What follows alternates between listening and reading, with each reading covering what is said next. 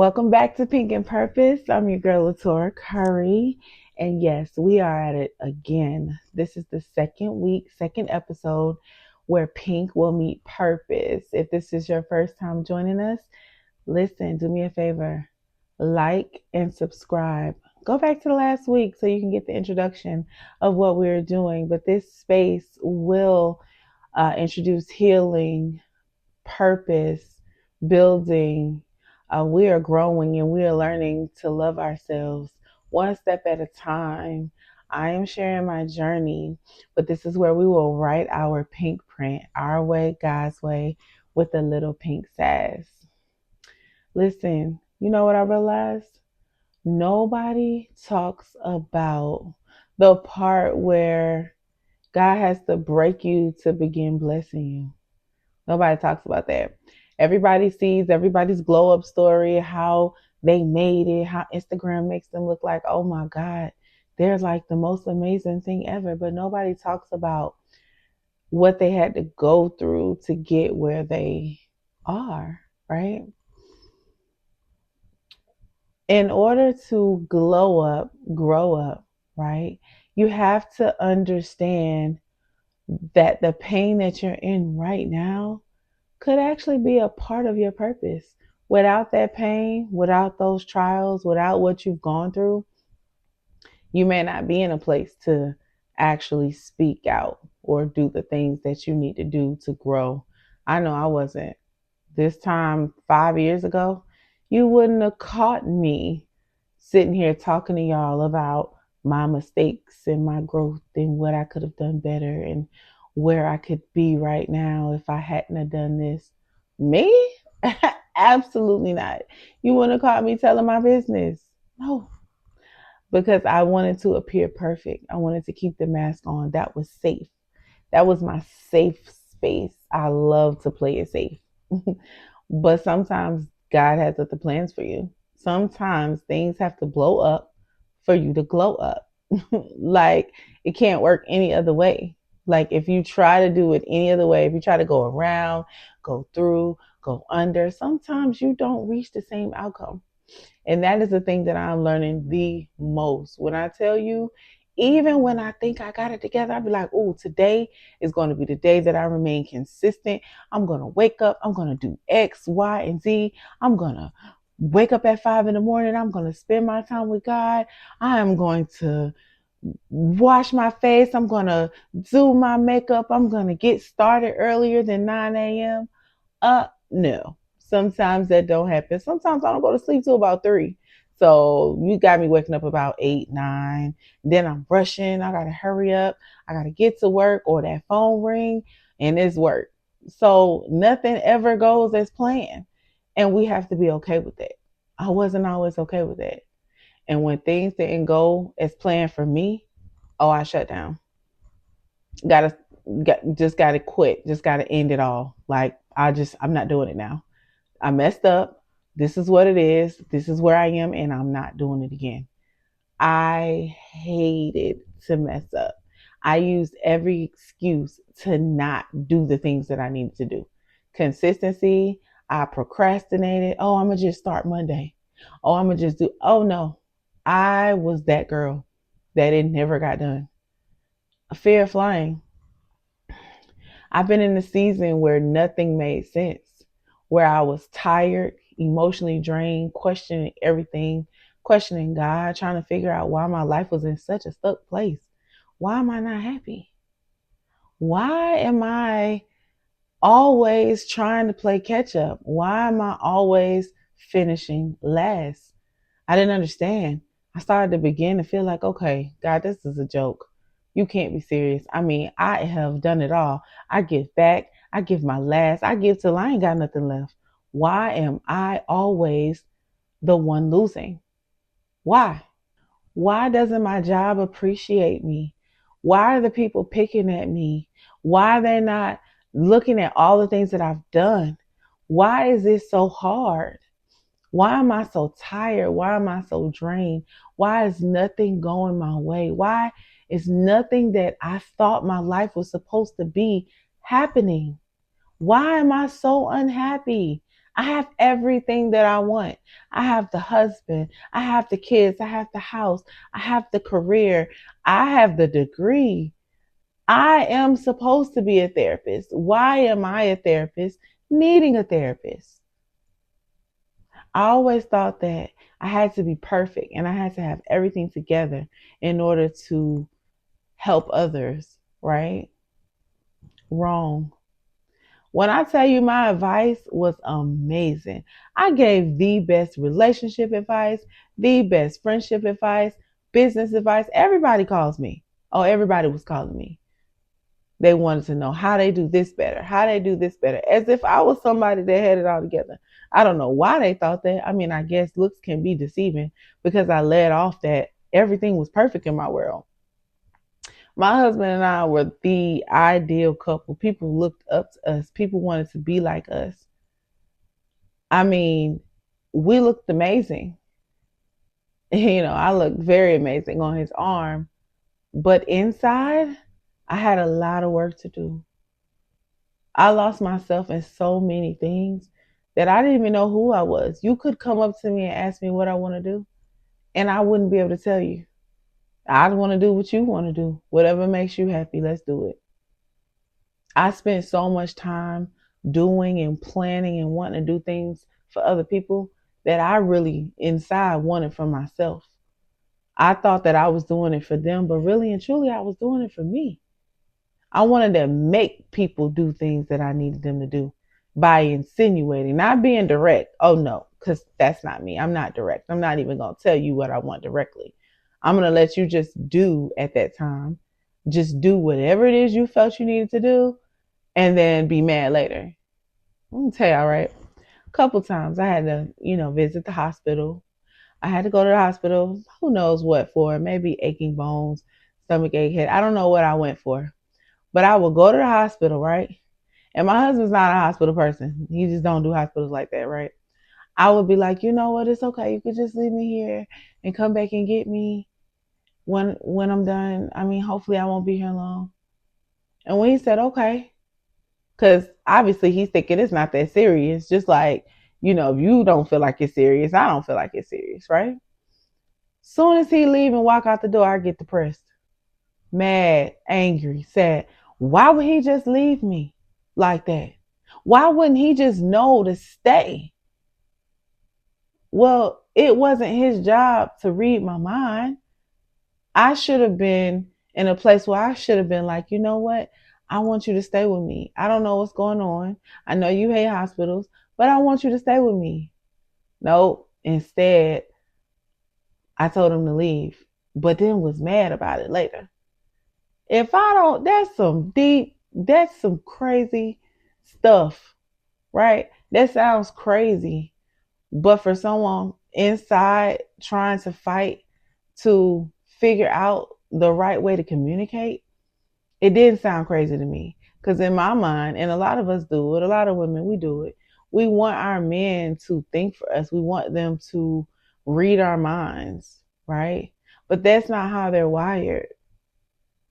And how could I'm not even gonna speak for other people, but how could I understand the way he was wired and the way that he thought if I didn't even understand how I thought? And I was just a bunch of jumbled up stuff inside. I go quiet, I let people just do whatever. I let people make all the decisions and then be mad later that they didn't make the right one.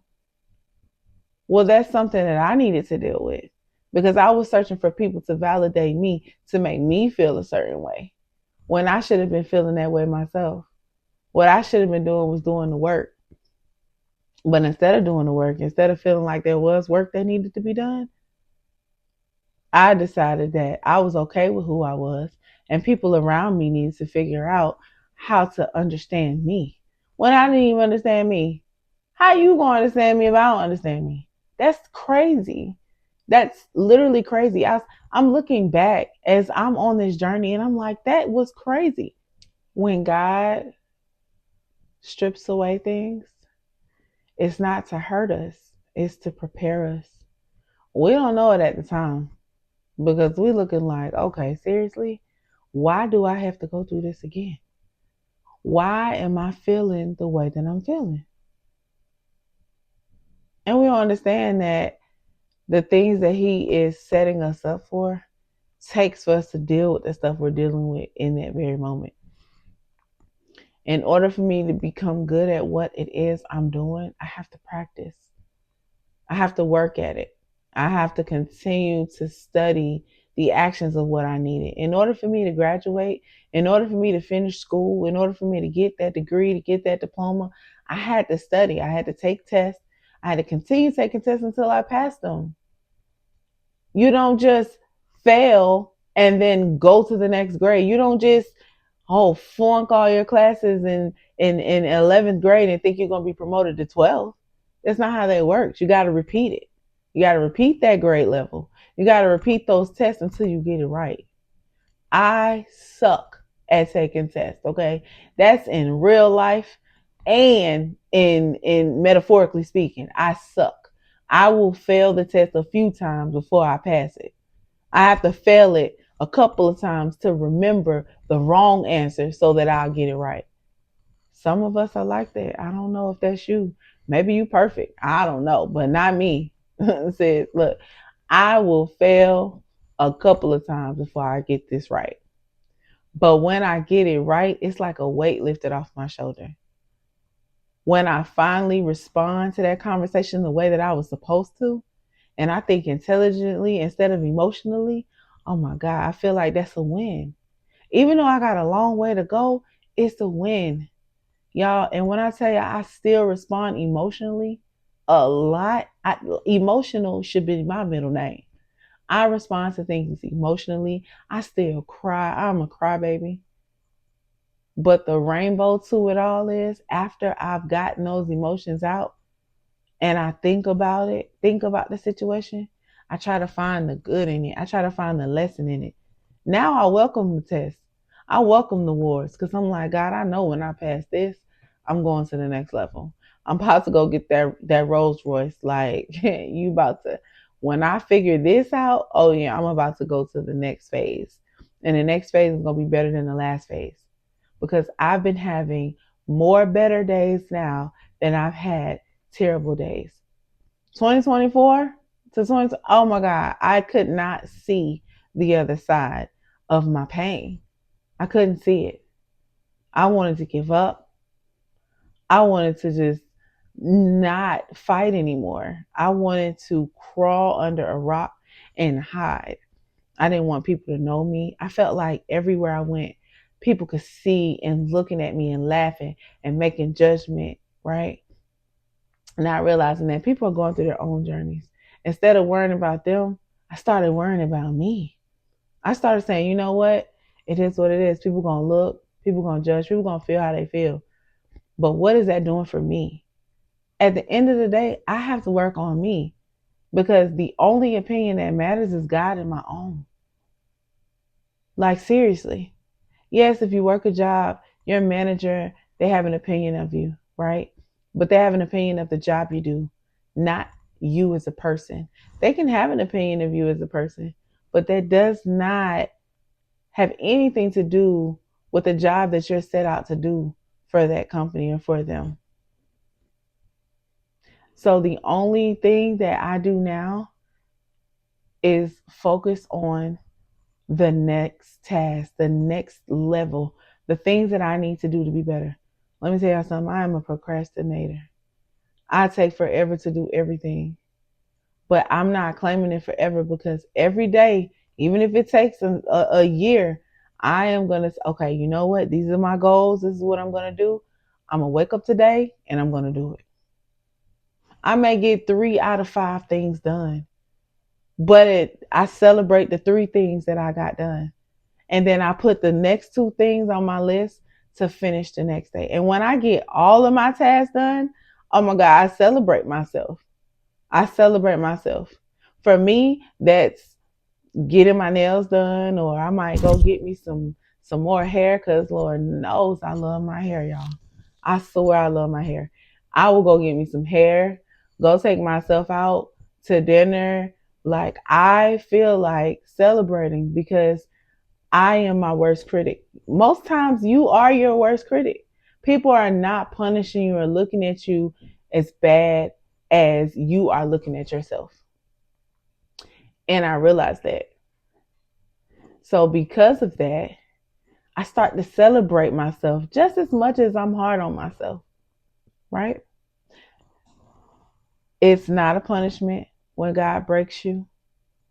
It's to protect you, redirect you, transform you. I mean, these are all good things if we find the positive and we just ask, like, where are you taking me now, God? Where am I supposed to go? What am I supposed to do?